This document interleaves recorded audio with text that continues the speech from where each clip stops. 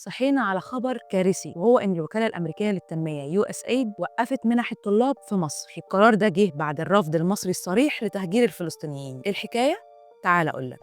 يوم الاثنين 26 يناير أكتر من 1500 طالب من اللي حصلوا على منح دراسية من الوكالة الأمريكية للتنمية USAID وتومورز ليدرز وبايونيرز صحي الصبح على خبر قالوا لهم مفيش دراسة ويلا اتفضلوا على بيوتكم. إزاي يا جماعة؟ طيب والطلاب اللي على المنح دي مصيرهم إيه؟ خصوصا إن في ناس ما قدمتش في جامعات حكومية على أساس إن هم مكملين في منح البرنامج. طيب بالنسبة للموظفين اللي كانوا شغالين في البرنامج وفقدوا مصدر رزقهم هيعملوا إيه؟ رد مصدر من الوكالة في مصر وقال والله القرار ده على العالم كله مش مصر بس، وده تنفيذا لأوامر الرئيس ترامب اللي أمر بوقف جميع المساعدات الخارجية لجميع دول العالم. الله، طيب ما قبل ما مصر ترفض طلب ترامب بتهجير الفلسطينيين، ترامب نفسه قال إن القرار لا يشمل مصر ولا إسرائيل، ولا علشان مصر قالت لا؟ حد هيجي دلوقتي يقول لي يا شهاوي من حكم في ماله فما ظلم، ودي تعتبر منا كده من أمريكا لمصر؟ هقول لك لا، دي مش هبة ولا أمريكا بتتكرم علينا. المنح دي جزء من اتفاقية السلام بين مصر وإسرائيل، ده أكيد طبعا مش عشان سواد عيوننا، ده علشان يحافظوا على مصالحهم في المنطقة. فما فيش حاجة ببلاش. الضغط بدأ على مصر بدري قوي، بس يا ترى إيه مصير الطلاب اللي اتاخدوا في الرجلين دول؟